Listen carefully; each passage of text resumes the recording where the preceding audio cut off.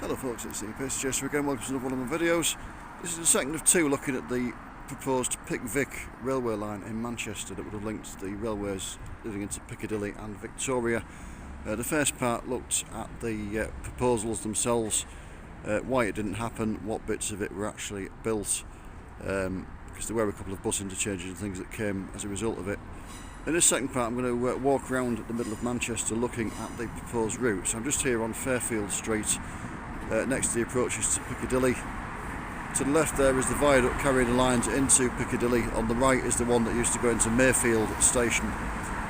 Now the Picc-Vic line would have left the viaduct into Piccadilly just further along there at Ardwick Junction. It would have come down a concrete ramp to ground level, and then it would have gone under the ground and gone round in alignment with this straight to go to Piccadilly low level station. Piccadilly low level would be a cut and cover station.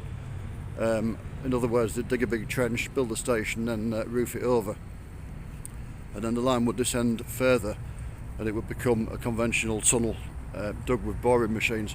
Obviously I'm going to follow the route of it on the surface. I know I do go to some effort sometimes to bring you these videos, but I'm not going to dig my way underneath Manchester. Just a bit of a shot of the old Mayfield station there. You would assume if the Picc-Vic line had been built that Mayfield would have been demolished. Just here where this sheared off end of the viaduct is that was the site of Piccadilly signal box, which has been replaced by one in the tower block behind Piccadilly station. Just a shot there of the outside of the main building at Mayfield station. Transport for Wales unit going into platform 14 at Piccadilly there. So Piccadilly low level would have been somewhere around here, obviously just underneath the ground. It was intended to build a bus interchange as well, which I'm assuming would have been in this kind of area. The idea was very much like the Tannenway Metro when that opened, that bus passengers would be filtered onto the railway. So the buses from South Manchester would come to the interchange here, and then the passengers would get onto the train to go into the centre of Manchester itself. If I just turn around you can see where I've started, where the railway bridge is there. So we're just under the bridge that carries the lines into platforms 13 and 14, and indeed the platforms themselves. The low level station at Piccadilly would have been linked to the main station by a subway underneath the road, underneath Fairfield Street, and then some escalators up. So they would have preempted the more modern Fairfield Street entrance that we're just looking at now by quite a number of decades. And then the line would have continued roughly along the alignment of Fairfield Street here and round into the alignment of Whitworth Street, which is where we're going to go now. So I'll show you a few shots along the way as I walk, and then we'll talk about the next station after Piccadilly low level, which was known generally as Whitworth. As I explained in part one, the names of the stations did tend to change during the planning process, so Whitworth was also known as Princess Street sometimes in the plans. So I'm just continuing along Fairfield Street towards where it becomes Whitworth Street. If we turn back round you can see Piccadilly behind me, so you can see I haven't come that far. The stations were quite close together in most cases on this proposed line. It's got one of the free city centre buses there that's kind of a successor to the Picc-Vic scheme in a way. If you want to get around Manchester city centre now, that's one of your options. So I just showed the distances again. I'm looking down Whitworth Street now at the junction of Sackville Street. We turn back round, you can see where the bus is standing there. That's the corner I was just around doing the last little bit, so I've not come very far at all. So just opposite me is 53 Whitworth Street, also known as Whitworth House. Again, I'm literally yards from where I did the last little bit of a link. You can see it's a magnificent building. That would have been demolished to make way for Whitworth Station, the one that was also known as Princess Street. They were going to pull that down, the station entrance would have been there. So you can see we haven't come very far at all from Piccadilly. It's a stone's throw away from it really. So yeah, just looking back at Whitworth House there. Just in the far distance you can see the railway bridges into Oxford Road Station, just to give you some sense of where we are. And Princess Street is the street going across just ahead of me here. That's the alternative name for Whitworth. So the Picc-Vic line would have followed the alignment of Whitworth Street here, Where the bus is in the distance there that you can just about see, it would have swung round to the right and followed the alignment of Oxford Street. Where that bus is standing now is the junction with Oxford Road to the left and Oxford Street to the right, so the line would have swung round to the right and roughly followed the alignment of Oxford Street up to St Peter's Square. So St Peter's Square was the next station on the line, generally known as Central Station, but St Peter's Square was one of the other names of it, along with Albert Square. Rather than follow the actual alignment of the route, again if I zoom in you can just see the round building on the corner there, it's part of Oxford Road Station. Rather than following the route itself, because there's nothing else to show before St Peter's Square, I'm going to cut the corner because I want to show you something. So I'm going to go off up Princess Street here, and I'll see you very shortly.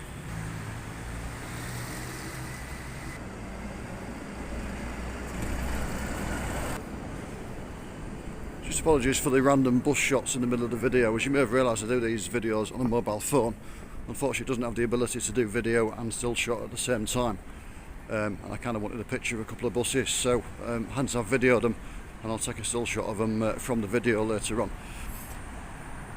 Regular viewers of my videos will also know I usually have a border collie with me by the name of Alfie. As you can see, he's not here today. The reason for that is I'm in Manchester for work purposes, and like most employers, mine doesn't appreciate you bringing your dog to work with you. But he should be back with me in a couple of days' time. We're planning to do a walk in the Doncaster area looking at a trial trolleybus route from the 1980s. So be back with me then. I've just managed to engineer half an hour off to come and do this video. So I've just turned off Princess Street into George Street, quite an unassuming little back street in Manchester city centre. And the reason I've come down here is to show you this gateway with the barbed wire on top of it. Now if you watch the first part of this video, or if you're familiar with Manchester, you'll know that the route the Picc-Vic line was proposed to take was quite circuitous. Now they struggled to get funding for it. Eventually they couldn't get funding for it. The tunnel section alone was going to cost around £55 million, and they couldn't ultimately get the funding, which is why the project was abandoned. And you may be thinking, why didn't it just go straight across the city centre like the Metrolink did later on? It would have made a shorter tunnel, it would have been cheaper, and it would have linked Piccadilly and Victoria together. Well, the answer is behind that gate. In there is the Guardian telephone exchange, which is one of three secret telephone exchange bunker type things that were installed in Britain for the event of a nuclear attack.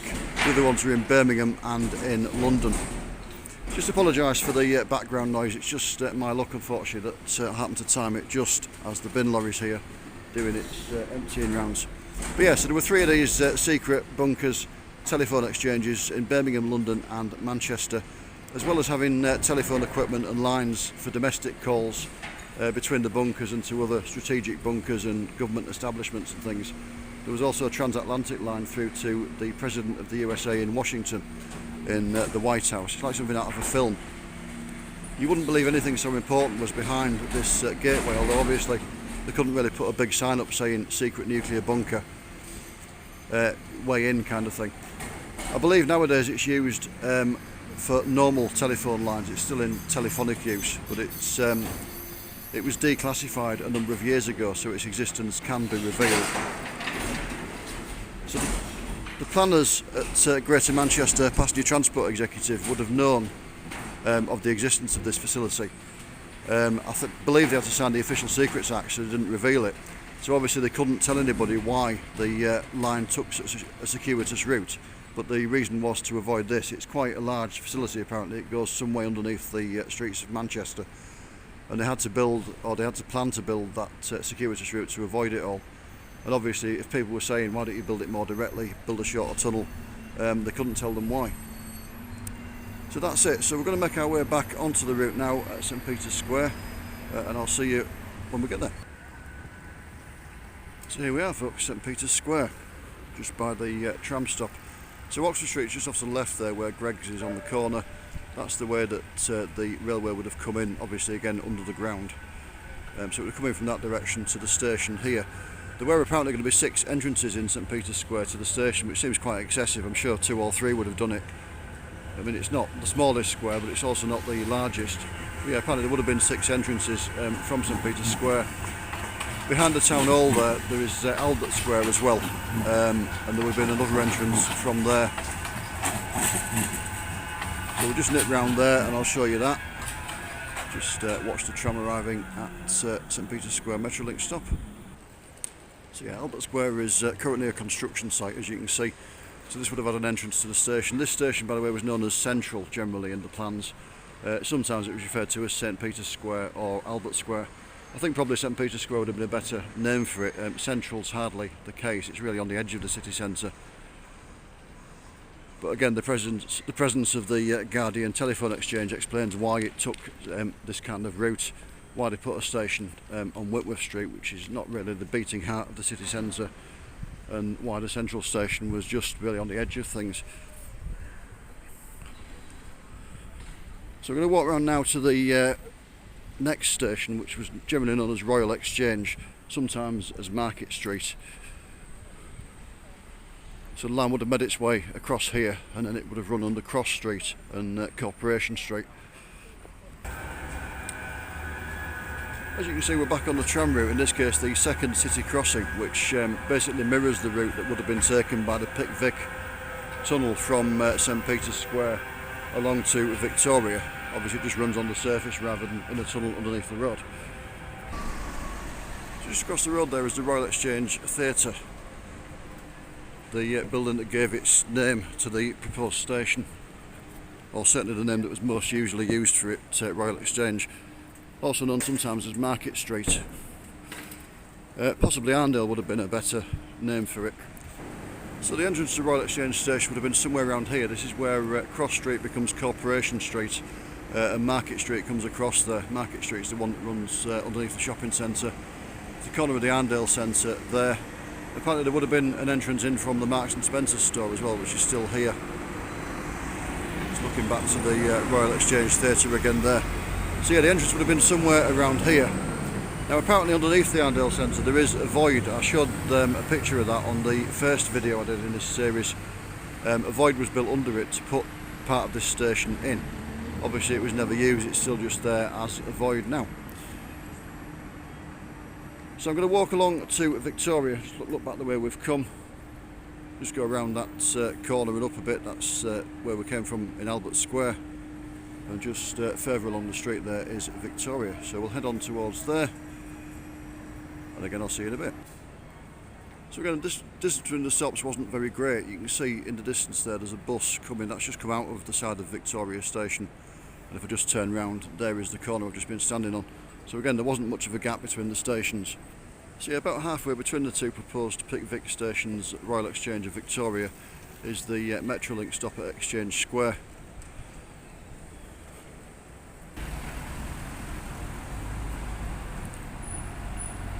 There's another random bus shot there as we approach Victoria.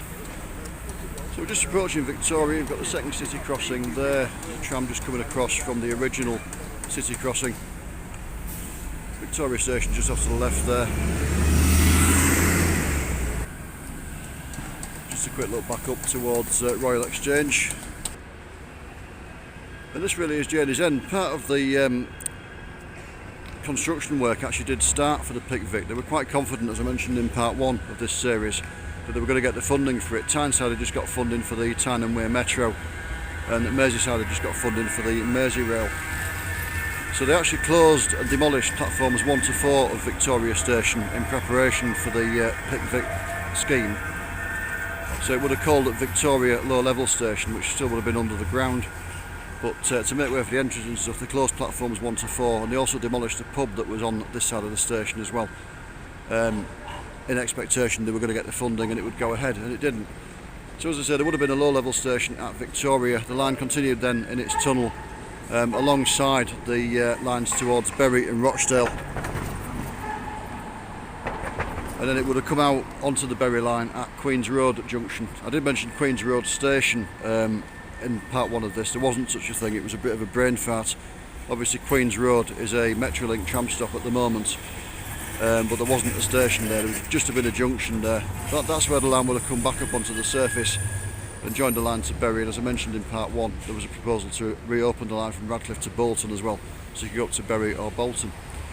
So I hope you've enjoyed that video. Thank you for watching. Please check out part 1 of the series where I talk, as I say, about what was proposed on the Picc-Vic scheme, why it didn't happen, and a few bits that were actually built of it.